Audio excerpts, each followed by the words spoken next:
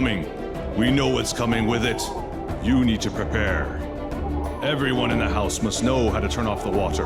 In our Tualatin Valley Water Kingdom, every customer has a shutoff. Find your shutoff now. Learn how to use it. Winds of winter will freeze your pipes. Close the foundation gates and cover your hose bib. Fortify your castle by insulating pipes in unheated areas. Indoor castle pipes can be warmed by opening cupboard doors. Join me on the Night's Watch. Water can come from anywhere. Be the shield that guards the pipes of the realm. Your watch shall not end until all leaks are reported. For this night and all the nights to come. Winter is coming. Prepare.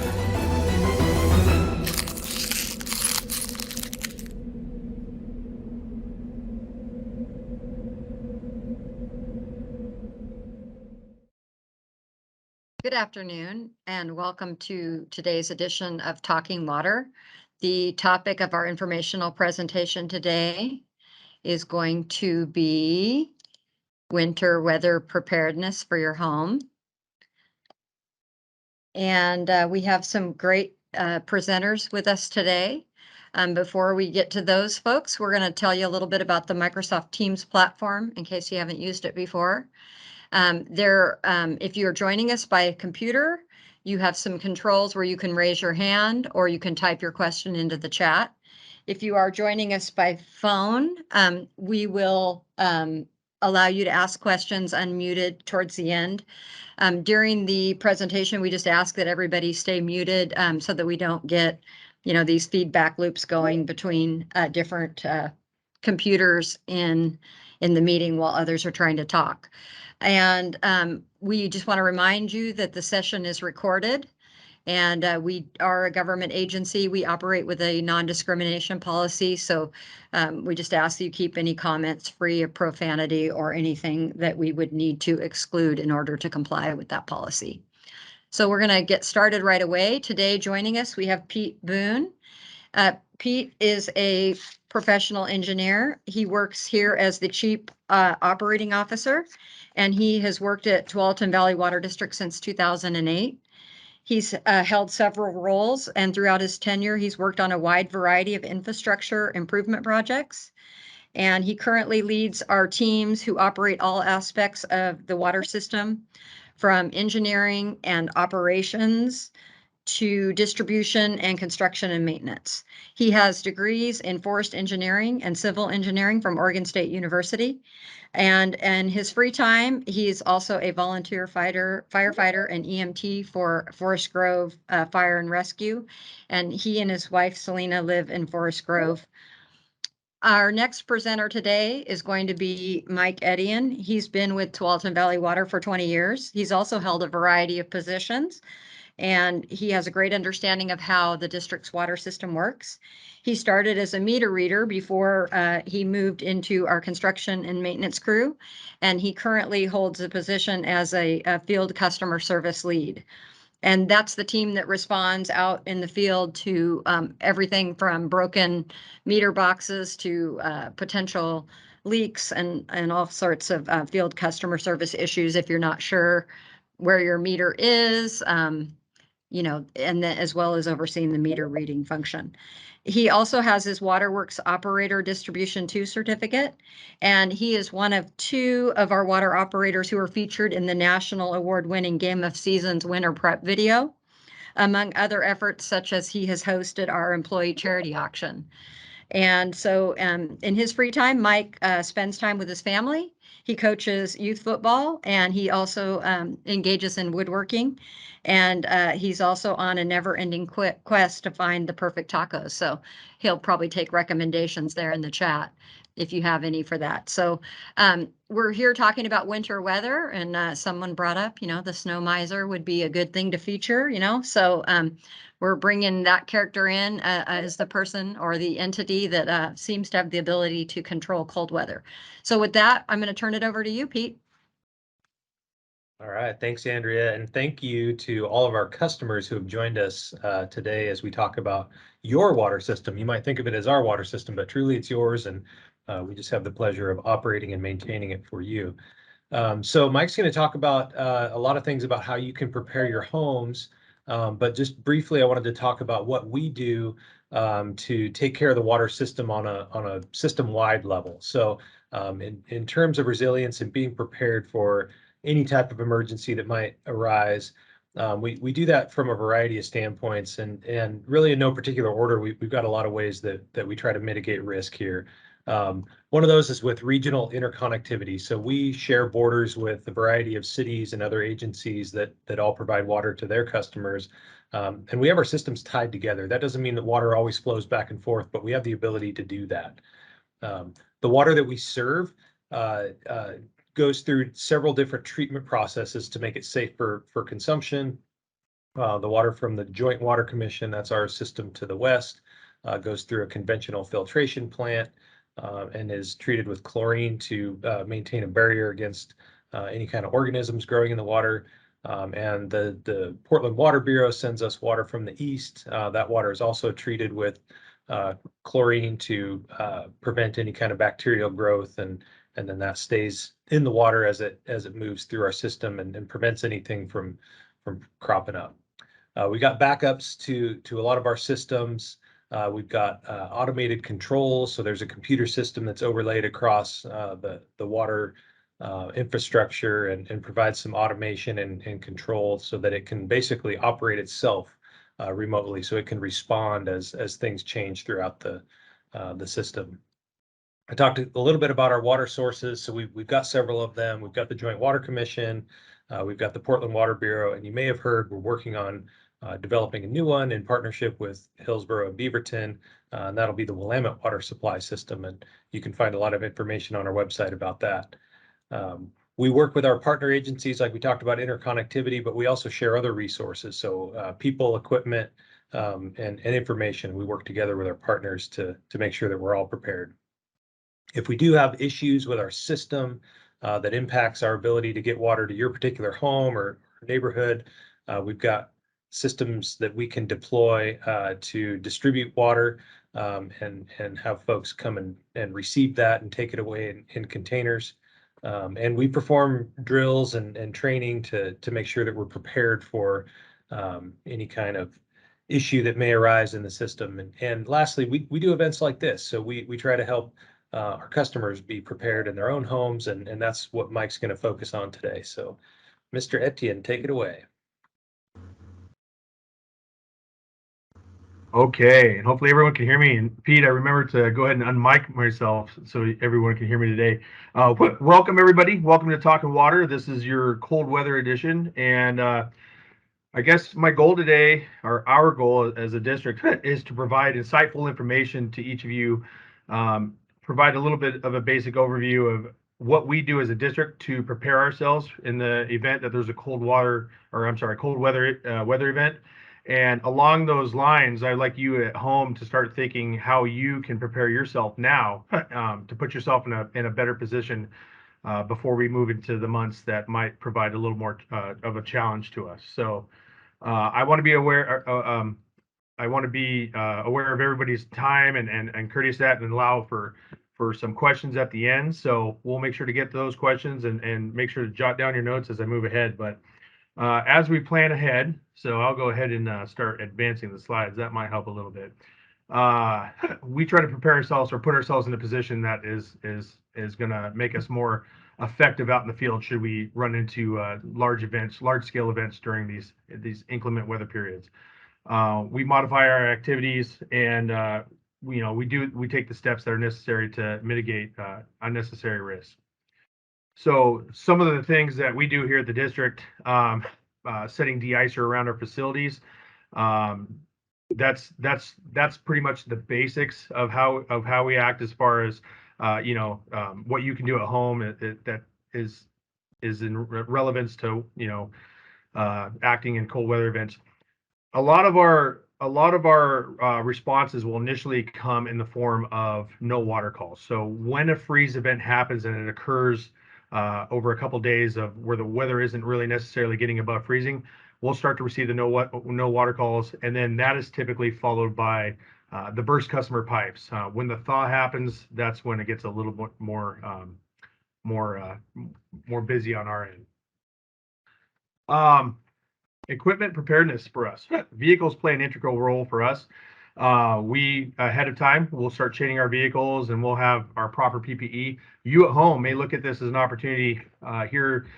November starts next week, believe it or not. So is the time to start looking at snow tires, chains, traction type of equipment to have in your vehicle. PPE, all of our staff are equipped with the proper clothing that they're going to need to perform the functions out in the field. But you at home, and now is a good time to start thinking about keeping those extra coats and those gloves and everything else, in your vehicles, so that if you have an event where you slide off the road or need to abandon your vehicle, you're a little bit better prepared. And then, of course, we have specific tools. We'll get into that a little bit more in the slides.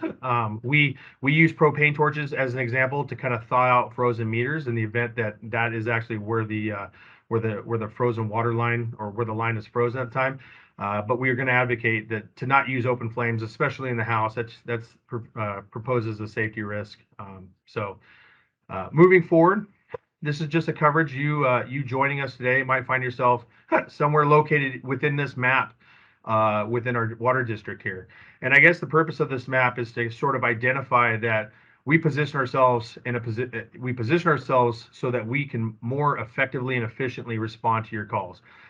During these times of inclement weather, we will hold off on responding to any non-emergency calls and put our focus on the no water, low pressure, active leak type responses. And we'll position teams and groups so that they are within these located areas, so that they can effectively and efficiently respond to your calls, instead of coming from our home base office here in about central, located here on the map. The inclement weather, the command center, this is essentially what we set up so that we can isolate and streamline that forms of communication amongst our staff. But I'm thinking ahead as to how this would relate to you as the customer. If you have or are experiencing bad weather, and say you have to go out to a store, communication is key. Letting your loved ones know, family, friends, that you're going to this specific store, and so that there's more of a level of awareness. Making sure that when you're going out, you have your phone fully charged and that it's with you. Maybe a vehicle charger, so that if you need to call somebody in an event of emergency, you're able to do so. We use typically iPhones as our forms of communications, and we use push-to-talk handheld radios as a backup method for our communications and working through our command center. It's critical. It's beneficial to recognize that these are not planned outages. How can you help us? You can help us by being more prepared as much as possible. Storing water in your home, 14 days is what's recommended, but if you're a family of one, that may be a little overkill, and if you're a family of 10, then that may not be enough. So now's the time to start looking at ways to provide food, or to prepare and have food, water in your garage, have it located so that if power goes out, if your water goes out because there's a main break, you're ready to sort of ride out until our response can mitigate that repair. We're going to respond and prioritize our calls. We respond to, if we have a few hospitals within our district that we have to make sure that are running smoothly, and then of course providing that water service to our fire and rescue. But rest assured, we will get to your calls. Every call that we receive, we do treat it as a priority. We'll just have to respond accordingly. Weather, it doesn't matter. Ice, drought, heat. If you're not thinking about where your water's coming from, we're doing our job and we're doing it effectively. And everyone is going to have, in terms of some form of crisis, whether the leak is in their front yard or down the street, that's going to be a priority type call. Luckily, we've never been in a situation where we really had to respond to multiple leaks at the same time. I mean, we've had some scenarios where there's 2 or 3 going on, and we're able to assess and prioritize and respond to those accordingly. But we will get to it in a timely fashion, and we're very good at what we do. I like to take pride in ownership in our response times to fixing and repairing leaks. But something that you can do at home to to help yourself and help us is to or find your emergency water shutoffs in your house. And there's 3 pictures here that are sort of depicting what you might find in your house. And it's also possible to know that you may not actually have a valve in your house. A lot of times it depends on the age of the house. Some of the newer homes, meaning 20, 25 years or newer, may have a valve inside the garage that looks something like this hand valve on your left or in the middle, where there's a ball valve. Usually they're kind of located along a wall in a garage, sort of by a water heater, but that could vary from house to house. And some of the older homes, maybe they were put in the 70s and the 80s, it might be more common to find a valve near the foundation of your house. So now is the time. I know it's a little wet outside, but if you find a dry day in the next couple days, go put some eyes, if you haven't done so already, around your house and try to identify if you have a personal shutoff valve on somewhere located in your private side. Of course, blocking foundation vents is important too, because it slows down that cold airflow that might otherwise get underneath the foundation of your home. Any types of exposed pipes that you have are very susceptible to that cold air, and they'll likely be the first pipes that freeze first. So, hose bibs. This picture on the top, we call it a water faucet or a hose bib or spigot. This is something that is exposed to all the elements. Should be one of the first things that you identify and cover up now. Home Depot, Lowe's, Ace, True Value, they all carry these covers. You can throw a little towel inside to put some additional insulation, but you really just want to protect it from the cold air that's going to circulate around it, and that could cause a leak somewhere, freeze your pipes, and then followed by a possible break thereon after. And then, of course, insulating any hot or cold pipes. They have these foam covers that you can put over your pipes under your house or in your garage that might be a little bit more exposed, and that will help out tremendously. And then, of course, the little things that you can do in your house is opening up cupboard doors. A lot of our faucets, our bathrooms, but primarily our kitchens, are often located near an exterior wall. So that cold air is constantly hitting the outside of the wall. And I think opening up those cupboards inside your home will allow your room temperature, the air temperature inside the house, to get to those pipes a little more effectively, and that'll help prevent some possible freezing of the pipes, along with a slight drip of some of the furthest faucets inside the house to help prevent freezing, because moving water won't freeze. Moving on, we have just a level of awareness. If you have neighbors, be a good neighbor. If you know that there's a neighbor that's away for a while, or you have a neighbor that typically works during the day and you're home during the day, just keep an eye out during these cold weather events and see if check on your neighbors, make sure there's nothing leaking outside of the garage, outside of the houses. And then, of course, give us a call at any time. We are responding to calls 24 hours a day, 365 days a year. We always have 3 individuals that are on call to respond to events. And during a freeze event, we will actually raise that number if necessary, if the call volume starts to increase. Flushing the toilet is a good little tip. Just if you do have a line, say you're going to be gone for some amount of time, and you want to shut your water off, it does pose a little bit more of a risk to freezing your lines because water isn't moving at that point.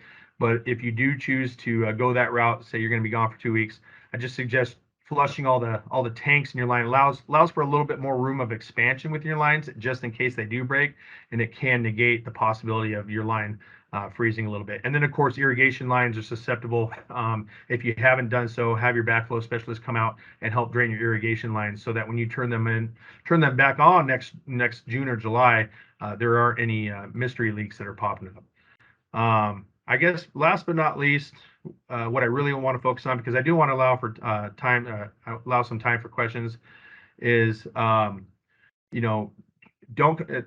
try to avoid calling 911 if it's a water type of event, meaning that you're experiencing no to low water pressure, or that you're having a scenario where you're having an active leak. Please reach out to the water district and give us a call. We respond very quickly to those types of calls, and we need to leave those lines open for first responders to respond to more life-threatening type events. If you are experiencing frozen pipes, but you are aware that you might have some some pipes that are exposed in the garage that you think might be likely the culprit, feel free to take a hairdryer to it. That might help alleviate that frozen pipe, open up a couple faucets. But again, call us ahead of time and ask us if you think that you're taking the right steps to resolve your issue. And again, we'll follow up with a visit out to your site. And with that, I think I've covered all the rest of the material. Plumbers, if you do experience an actual leak, it's our suggestion that you contact a plumber afterwards and have them perform the repairs. Once that repair is performed, you can contact our office and inquire about a leak adjustment policy, which we do have, and it helps to negate some of the higher bills that are associated with costly wasted water during a repair type event. And that is all I have. So Andrea, I'm going to hand it back to you, and then we'll take it from there. So thank you, everybody. I appreciate your time, and I really appreciate you joining me today. Well, thank you, Pete, and thank you, Mike. For those of you that joined, we gave a little brief explanation. If you're joining on a computer or the app, the controls up at the top under reactions is where you can raise your hand and we can call on you. If you are joining by phone, you don't have the access to that chat. You can also type your questions into the chat. So just go ahead and unmute yourself. We try not to talk over one another, but if you're on the phone, you can't see, what else is going on. So we're just going to open it up and you can ask us any questions about winter prep or about your water system. Justin Dyke from Communications, he's going to moderate this. So I'm going to introduce him real quick and mute myself. So we're looking for any questions you may have. Hey, Andrea, yep, thanks everyone. And really want to encourage everyone to add their questions into the chat or raise their hand. We'd really like to get some great questions from the audience today. We've got great experts between Mike and Pete and the rest of our team. So please go ahead, use that chat function and we can read those questions out and then we can also answer them. But as of right now, there's not any questions. So really hope that we get a couple here in just a moment.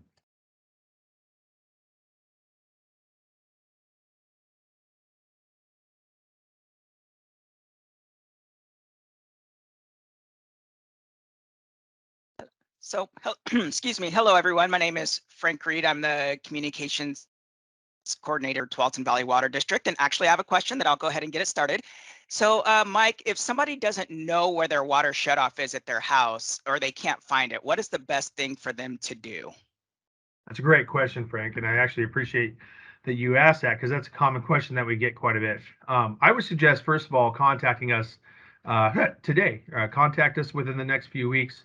We're very friendly. We're customer service oriented, and we really enjoy engaging with our customers because we know that it's going to help you. It's going to help us in our efficiency.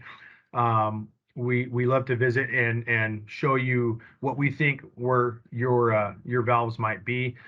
We encourage staff to not necessarily enter any homes, but we can peek into a garage and let you know if we think that you have a valve or do a little assessment around the foundation of your house. I think those along with just calling the office and asking for some advice from our friendly office staff suffice pretty well. And that would be my first suggestion. Reach out to neighbors if you have a friendly neighbor and you're not comfortable calling the water district.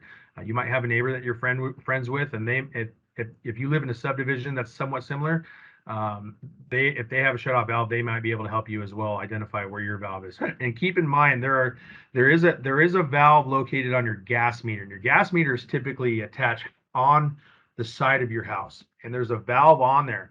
And I think a common misconception sometimes is that homeowners will get on that valve thinking it's a water meter, but that's actually your gas. So you want to avoid shutting that off. Typically, your water meter will be in the ground, and it'll be normally it's located on a lot line, somewhat near a sidewalk or a corner of your lot. I'd say that's probably about 80% of our district has a meter somewhere in that location. And then of course there's the one-offs, but now's a great time to give us a call for that. And speaking of that, Mike, we did get a question about what is the best phone number to call to have someone come out and do exactly what you're talking about. Absolutely. Our office number is Andrea, I don't know if it was provided in the slides at all, but our main office is 503-848-3000. Ask for our customer service and inquire about a visit from the field. They'll create a work order, and we'll be more than happy to come out and visit. If you call during our normal business hours, that'll be the typical response that you'll receive. With the same number, if you call us after our normal business hours, it will direct your call to a third party, and that third party will relay that messaging to our after hours staff. Now, if it's a customer service request for a friendly visit, we may push that visit off to normal business hours because our after hours staff are reserved for emergency type of events. But you can still rest assured that your call will be logged, and we can follow up the next business day. Awesome. Thanks, Mike. And I see the chat, the phone number has been put in there a couple times as well. So for everyone listening in, the phone number for that main office line to have a field worker come out and help you find that locate or that shutoff valve is there, 848-3000. Just one more call out. Let's see if we can get any more questions for Mike while we have them available to us this afternoon.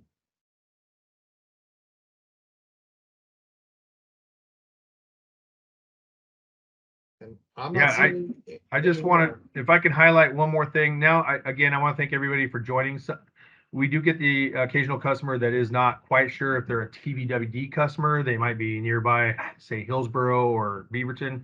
So again, we can help you with that. If you're a little unsure as to who your water provider is, or if Tualatin Valley Water District is your water provider, give us a call. We can look up your account information and determine that. And if not, we can point you in the right direction as to who your water provider is and how to proceed.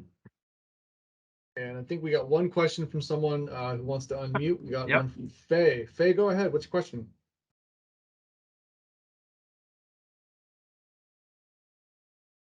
You might need to... Okay. Hi. So my mom missed the webinar. Is there any way that we could rewatch it when she's available? Yes, absolutely. We will record that, put it on YouTube, and we'll send the link out. Okay, great. Thanks. Again, we just want to thank everyone for joining us today, and we will stay on if you have questions. You know, we're happy to answer any questions. It doesn't have to be about winter prep. While we're here, we just want to be available to you. But if we don't have any more questions, then we're gonna end up signing off.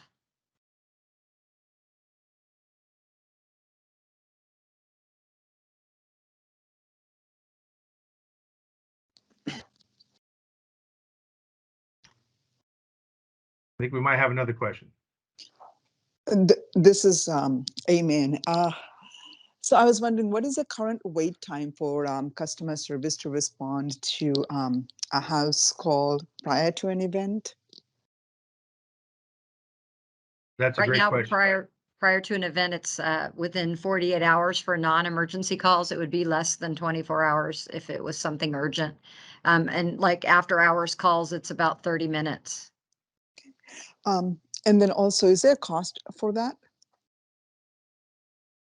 No, it's part of your water service. Okay, wonderful. Thank you.